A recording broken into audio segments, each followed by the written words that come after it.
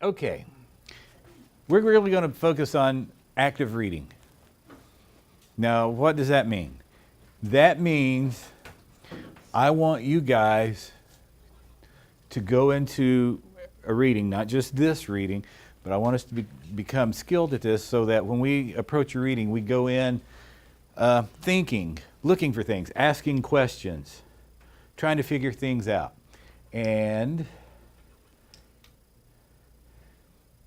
I want us to be able to understand what we read, be able to interpret what we read, and be able to evaluate what we read. Okay? So that is our big goal. And if we become more active in our reading, if we go in reading with purpose, with thought, we should get the job done. Okay? All right. Let's pull the screen down for this part. Here's our question focus for this story. Okay? And we're going to keep coming back to this. And our big question is, how does Bradbury's language in The Pedestrian create meaning? How does the language create meaning? And we've been doing this to some degree. You know, we looked at diction and syntax in our last reading. We looked at big ideas. We've looked at some figurative language. And so we're going to do that here, but we're going to look at the why is it there. Focus on the why is the language there. How is it being used? Now, if you look at this question, there's really two elements we have to consider. Okay? Firstly, we must consider what kind of language is Bradbury using. So part of our task as we read this is to identify the specific language or types of language he is using. And then we have to determine the meaning. So this one question really has two parts embedded in it. We got to determine the language, determine the meaning. Can we do it? Yes, we can. Thank you. All right. You're in groups today, so this is a little odd for us. But everybody is going to have a role to perform in your group. You notice you have a Post-it. Look at your number. This will determine your role. Yeah, all right. And I will explain these, and I'm going to model each role, so don't freak out just yet. Number one, if you're number one, and that's everybody with their back to the wall up here. Yes, you're the director. You have mighty responsibility. You're going to read the passage aloud. You're going to keep everybody focused. And more importantly, you determine everybody's grade. You've got to type it into Google Classroom. Wow. I got it. I've got faith in you, CJ. Okay. All right, let's move along. So that's direct. I will show you what each role is going to do. Number two, my number two is you are the investigator. And this simply means you're going to figure out or help determine what's going on. You're going to summarize what happened in the passage we're looking at. You're going to look up any vocabulary that needs to be looked up. You're going to ask questions, like who's involved, what's going on, when does this take place, where does it take place, okay? And you can jot those notes down as the director is reading. Do we need to record that in Google Classroom? No. I would record all this stuff on this piece of paper. Good question. Part 3. You're the diction dude, or dudette. You're going to take note of the word choice or syntax, okay?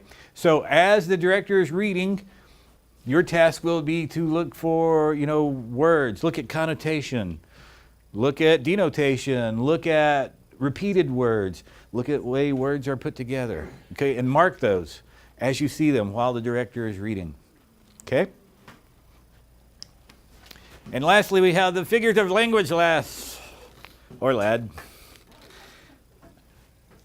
And as the director is reading, and as the investigator is jotting down information, as the diction person is dictioning, your job is to look for metaphor, simile, imagery, things like that. Okay? Yeah. Okay. Questions right off?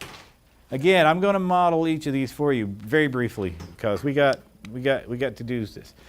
Now, here's our guide. Here's what we're going to do to help us stay on the same page, so to speak, and keep track of information in a similar way. We're going to look for metaphor and simile. Okay? We're going to look for imagery, and we're going to look for diction. These are our primary areas of focus for language. Okay? Just these three. Now, figurative language, lass or lad, when you find a metaphor or simile, let's circle it. Okay? Imagery, you know, these words, vivid words that give us pictures or sounds, let's underline. Diction, we'll put in boxes. And I would strongly advise everybody to copy this down right now at the top of the paper.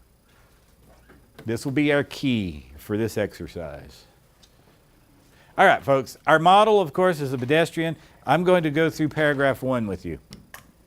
And I will explain each of your functions. Okay. So, director, you're going to begin by reading the passage. So, to enter out into the silence that was the city at 8 o'clock of a misty evening in November, to put your feet upon the buckling concrete walk, to step over grassy seams and make your way, hands in pocket, through the silences. That was what Mr. Leonard Mead most dearly loved to do. He would stand upon the corner of an intersection and peer down long moonlit avenues of sidewalk in 4 directions, deciding which way to go. But it really made no difference. He was alone in this world of AD 2053, or as good as alone. And with a final decision made, a path selected, he would stride off, sending patterns of frosty air before him like the smoke of a cigar. Okay? So that's your first task. Now, as director's reading, investigator, you're getting ready to tell everybody the summary. So you're asking, like, who was involved? And you're like, well, that's Leonard Mead. And, you know, you might want to mark it in some way. Where are we at? Well, appears to be a city because we have an intersection, we've got avenues, we got concrete walks. Sounds like a city.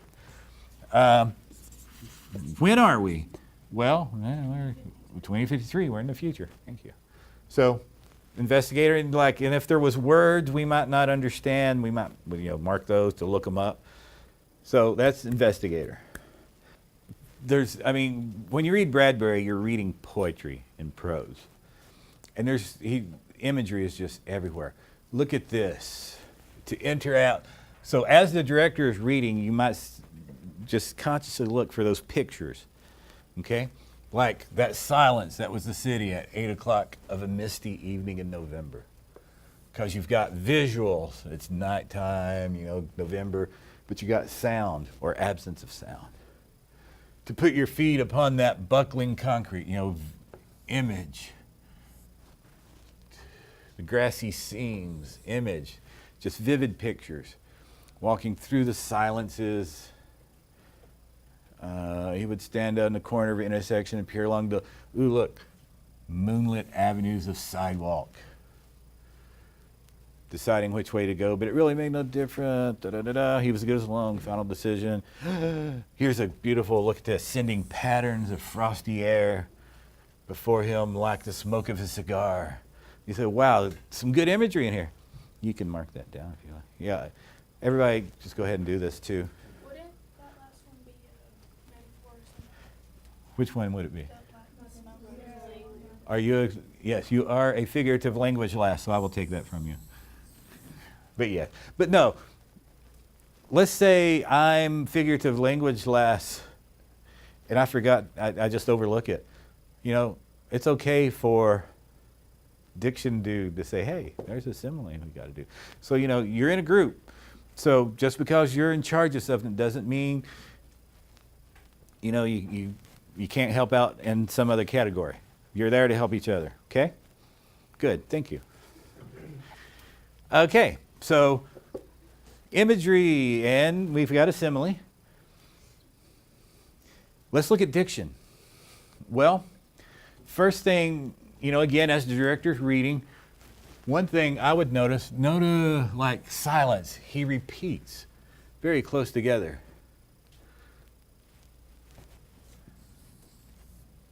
Okay. Notice this word he uses. He repeats very close together. Something else that strikes me is, look, it's cold. We've got the frosty air. But, it's both of these emphasize the coldness. So notice he's, at the beginning and end of the paragraph, just like this,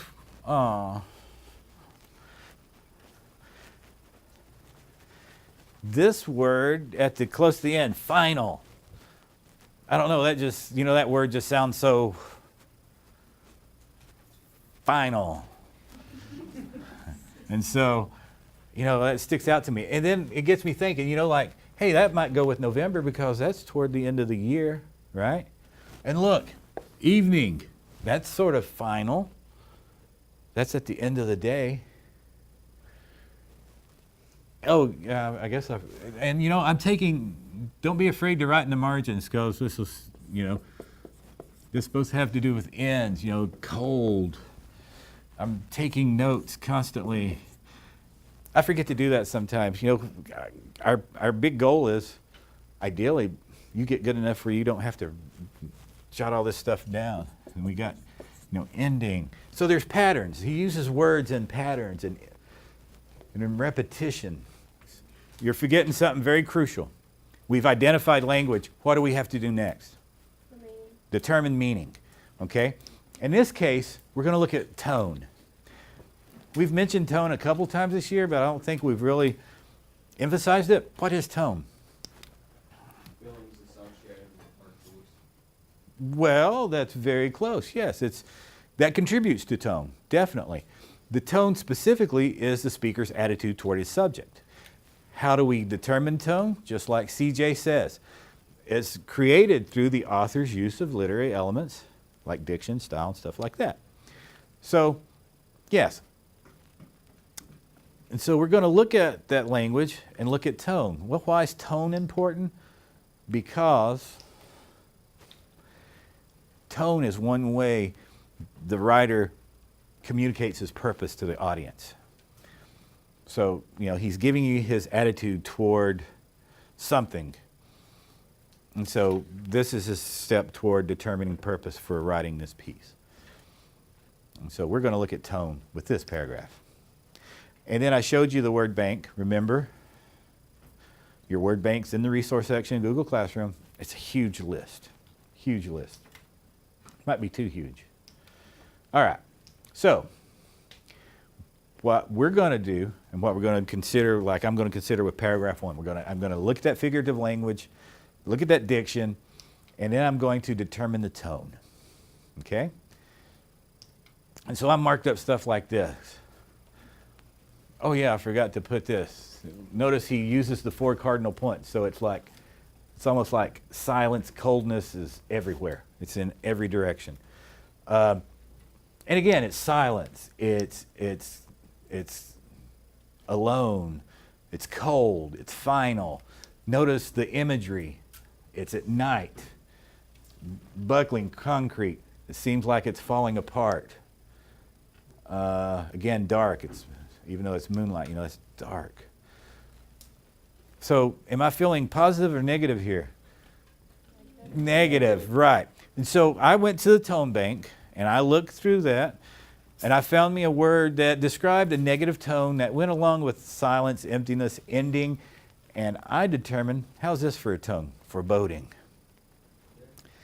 And in your word bank, it has the definition. It's a strong inner feeling or notion of a future misfortune. And look, this is taking place in the future, so I thought, well, foreboding, yeah, definitely.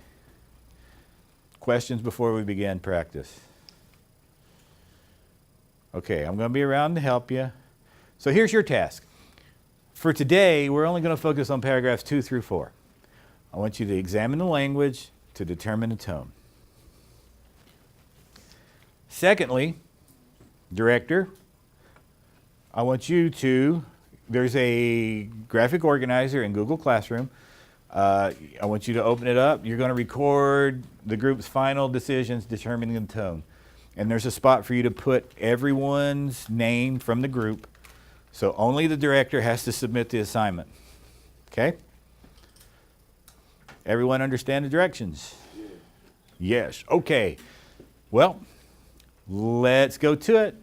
And if you got questions, let me know. I'll be coming around and listening in on you. Yes, sir. Do we need to find a tone for each individual paragraph? No. So, just like collective? Yeah, collective. Hey, folks, sorry to interrupt you. This group asked some very good questions. Like, do we have to find a tone for each paragraph? No, you don't. Just do it for those paragraphs, and compare it with the first paragraph. There might be similarities, might be different. The tone will change, but sometimes it doesn't. You got to determine.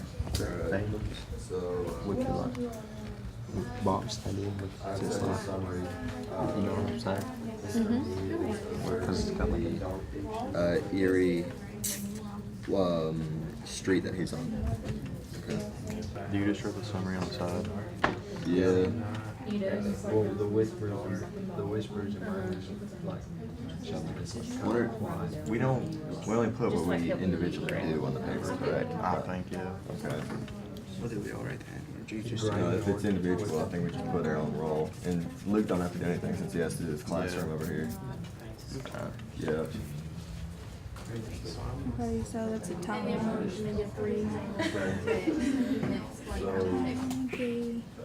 The word bank. yeah, Why does he empty. No, that's not. It says it's only like dark and loneliness stuff is like what he's talking No, about. it's he says that he walks for hours and he doesn't go to his house until midnight. And he walks past the homes with dark windows. And it's like walking past a graveyard. Yeah. So he's So he's saying comparing. like the city is dead. Yeah, he's comparing. Abby, you have metaphor and simile, don't you? For long ago, he had wisely changed to sneakers when strolling at night because the dogs in intermittent squads would parallel his journey with barkings if he wore hard heels, and light might click on.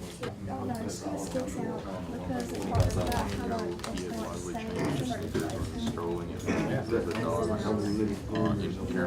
Intermittent squads would patrol his journey with barking.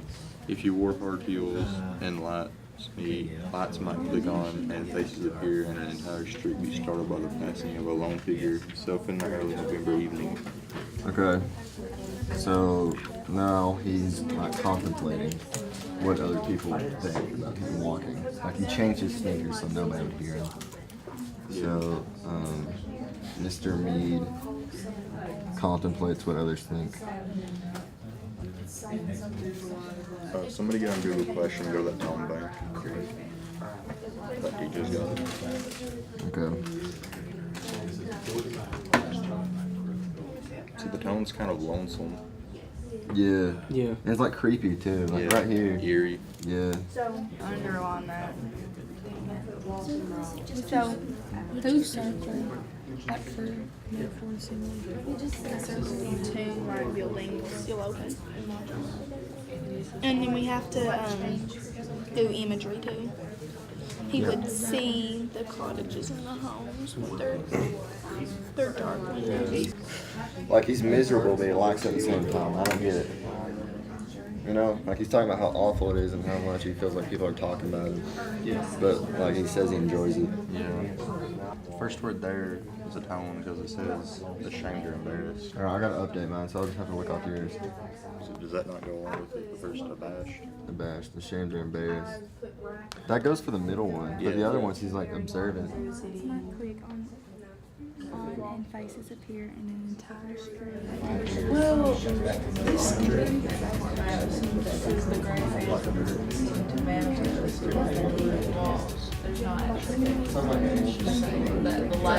the light shining. Yeah, so cold and dark.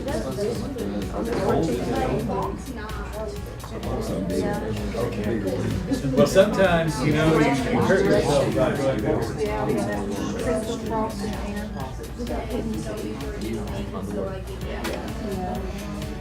Don't forget, tone is the author's attitude. It's all about what the author is saying. You get entire sleep like now it goes I don't know if Helen will take into effect. Some of them are almost finished, and some of them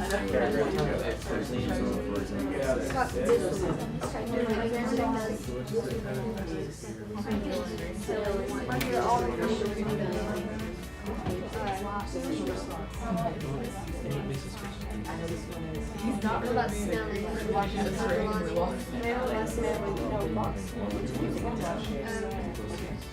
So say the rest of the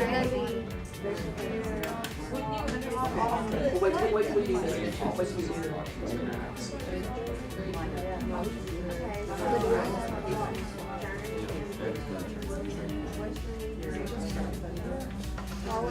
Towards the hidden sea, there was a good crystal frost in the air. It cut the nose and made his lungs blaze like a Christmas tree inside. You could feel the cold light going on and off, all the branches filled with invisible snow. He listened to the faint push of his soft shoes through the autumn leaves with significant satisfaction and whistled a cold, quiet whistle between his teeth. Being cold makes him feel more alone because he sees like no one. He uses words such as like tomb-like buildings, gray phantoms, Yeah, a dark, cold feeling. yeah. So this creates the tone of like eeriness Yeah. because of the words. I know where it is. Right here, harsh or severe as a temper. What word is it? That would be that?